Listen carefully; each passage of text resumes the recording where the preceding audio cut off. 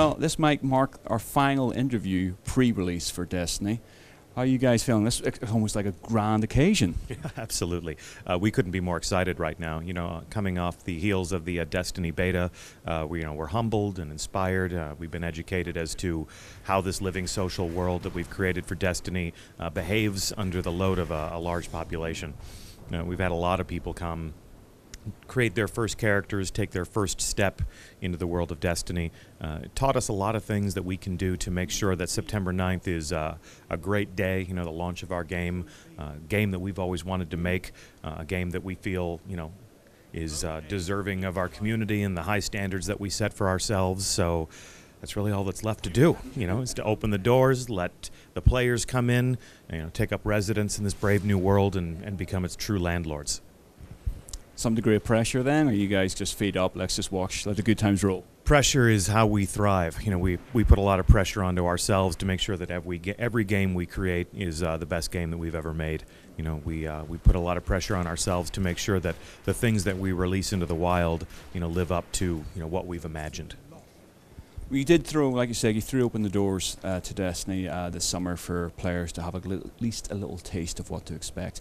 And I assume you guys have had your ear very close to the social media to find out what the feedback is. I'm just curious to know, what's been the most surprising piece of feedback you guys have received about the game thus far?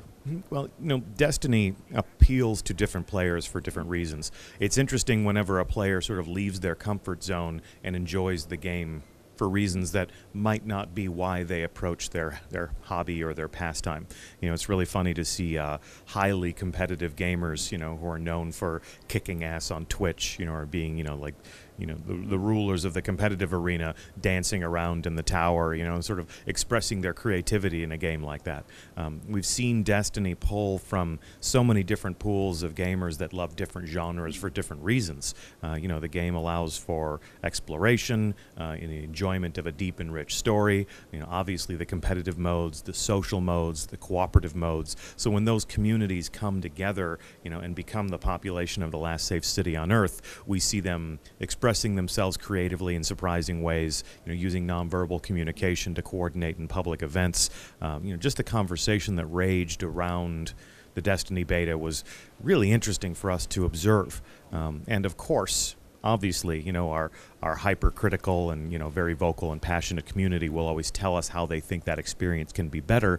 We've been able to take a lot of that feedback to, you know, make sure that the sandbox is nuanced in a way that there should never be any logical choice for you to make in terms of what class you play as or what weapons you wield or what, you know, equipment that you equip.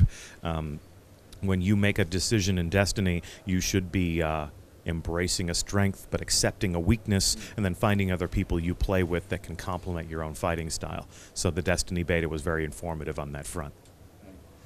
With that then, we players and ourselves got to sort of tinker with various aspects of Destiny, and one of them is the competitive multiplayer. Now, obviously you guys are well known for very rich sci-fi universes, and that's still the case with Destiny, but was there any sort of worry even perhaps that your dedicated fan base and certainly players who have known from your previous works almost ignore the sci-fi stuff and all this beautiful storytelling and just focus solely on the competitive? I mean, were you guys looking very closely at the feedback from them over the summer? Yeah, there was a lot of data, you know, we pulled from the Destiny beta, and one of the things that we observed that we were very happy about is the longer a player participated in the beta test, the more they embraced a lot of different activities. So even people who used to spend most of their time in the Crucible discovered that if they went and played a strike, or if they went into the explore mode, they could find some of the golden age relics, you know, the encrypted engrams that they could bring back to the tower and convert into new weapons that they could use in the Iron Banner. So that's the thing about Destiny, is your character is persistent across all the different modes in the game. So the more you play the game, the more you're going to be better equipped to dominate in the Crucible. It's the well-rounded player that will truly be the master of this game, and I think hardcore players discovered that and decided, I'm actually going to venture out into the wild and immerse myself in some of these story activities so that when I do go into the competitive arena, I'm better equipped to kick some ass. I guess again that's why you guys have a slight level cap on it to unlock the competitive multiplayer, to give people a taste and give them an idea. I mean, do you feel that is very much the case? Even though you've got this well-rounded game, there's a tendency you have to sort of nudge people out of their comfort zone. Yeah, well, we don't want to nudge people as much as we want to put things out in the world that entice them to go explore. You know, we want everything that you do in Destiny to be elective. You know, we shouldn't feel like a player should never feel like they're forced to do anything in Destiny, but we want to give them reasons to enjoy the story. We want to give them reasons to go and explore the universe, or team up with a fire team, you know, and participate in a strike, because there's something in that they want, you know, and the action can be its own reward. But if we give them the lures and the cues to say, if you go and participate in these activities, your Guardian will become more powerful. You know, it's that act of becoming, it's the evolution of your character that's going to make the game more interesting over time. And with the competitive multiplayer, with the matches, with the levels, with the maps, can you talk about it all? I mean, how many maps you looking to ship with the final game, and is the intention to continue to expand that with further DLC drops? Because obviously you've just announced the first DLC drop for later this year. Yeah, absolutely. When you get Destiny on September 9th, it's going to come with 10 multiplayer arenas in what we're calling the Crucible. Those arenas are going to have many different ways to fight and play and compete. You know, just like the game that it's a part of, you know, Destiny has so many different activities, you know, to cater to your every mood as a player. So too will the Crucible have different ways to compete against fellow Guardians. If you're the type of gamer that likes a free-for-all, you know, every Guardian for themselves type of engagement, we've got a playlist called Rumble. If you want to expand on that experience, we've got smaller teams, you know, that can compete in a playlist called Skirmish, where you can actually revive your fellow fallen teammates. We can add objectives to that scenario in a game type called Salvage, where both teams of 3 Guardians are actually battling over a lost Golden Age relic that they can claim for themselves. Then the experience becomes even more elaborate with 6 Guardian teams that can fight in Clash, where it's just kill or be killed, team versus team. We add objectives defending fixed positions for score magnifiers, as they saw in the beta in Control. And then there's my personal favorite, Combined Arms, which blends all of the different variants for 6v6 gameplay, with an emphasis on the vehicular combat that has always been great in Bungie games. And then there is, of course, limited time special engagements like the Iron Banner, where we take that level playing field in the Crucible that places the emphasis on skill, and we make the damage that your player can do, you know, the rating on your weapons and your gear, absolutely a factor, so that the raid masters and the people who have created, you know, completed strikes and all the most difficult levels can enter the Crucible and say, this is my time to shine. My exotic weaponry, my exotic gear is to make me a Guardian that will be feared by all. Talking about that 6-player sort of experience, you guys talked about the raid system and it being 5 friends, should I say, you and 5 friends basically, and the focus more or less that you couldn't do it with strangers because the co-op essence was so important to that particular gameplay style. I'm just curious to know exactly what that infers. I mean, what will people experience during raid that means they have to have someone that knows how to have their back? Yeah, well, the raid is the most challenging thing that we've ever created. It is not going to be for everyone. We freely admit that. You will need teammates that are willing to communicate with you. You will need to solve problems together. You will need to work together to unravel the riddles of how you overcome these enormous obstacles. As you do that, the raid will reward you with what you need to proceed. When you walk through the front door of the raid, you will not be equipped to be able to complete that experience. It's a commitment that you make to accept the largest challenge that Bungie has ever created for the player. You make that commitment to tackle that obstacle with 5 other people who will see it through to you to the end. Given what we've learned about how communities react to each other, how they share experiences with each other, I think a public event is something that you can rely on total strangers to enjoy together. A raid is a very elaborate, very lengthy activity, and we've seen people who won't stick around to the conclusion of a 12-minute competitive match. But a raid that takes many, many, many hours, that should be something that players make a very strong commitment to experiencing together at the outset, which is why, to defend the quality of that experience, we did decide that players should assemble their own teams in advance, and they should come understanding what they're accepting and ready to see it through to its dramatic conclusion. So then, if you start a raid and you're saying this is going to be many hours, then there's no capability of getting halfway through and skipping out and coming back in. You pretty much have to start from location 1 and work your way all the way through to location Z. As I understand it, there are checkpoints in the raid, but they won't last forever. So you will have a limited time to begin and complete a raid.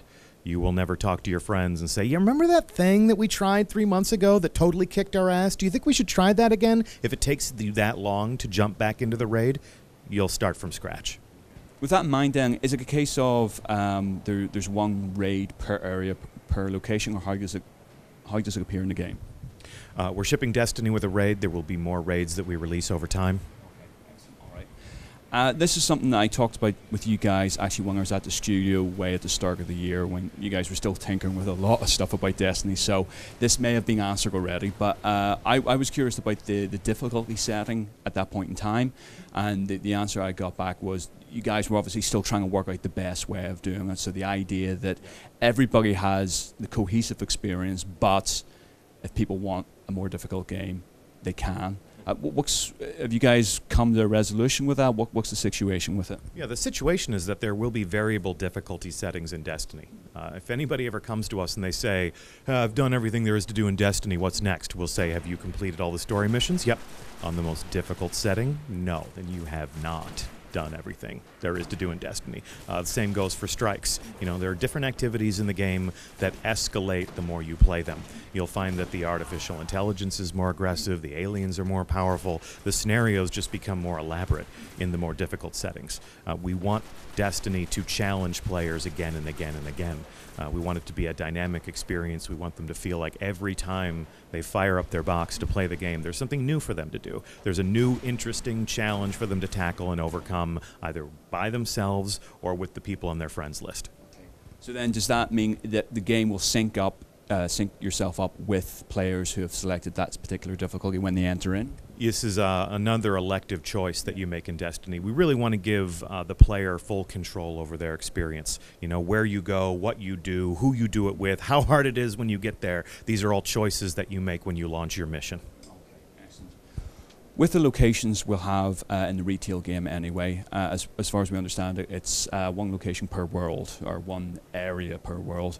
Is the intention there, I mean, you've got the entire galaxy to explore for the next few years, however long you guys want to run with Destiny, but is the intention to return back to these worlds and open up a new location, or is it very much every single content drop will be new world, new experiences? I think the thing to understand right now is that Destiny is the biggest game that we have ever made. The way we refer to these spaces that you will fight your way through and explore is that there are destinations.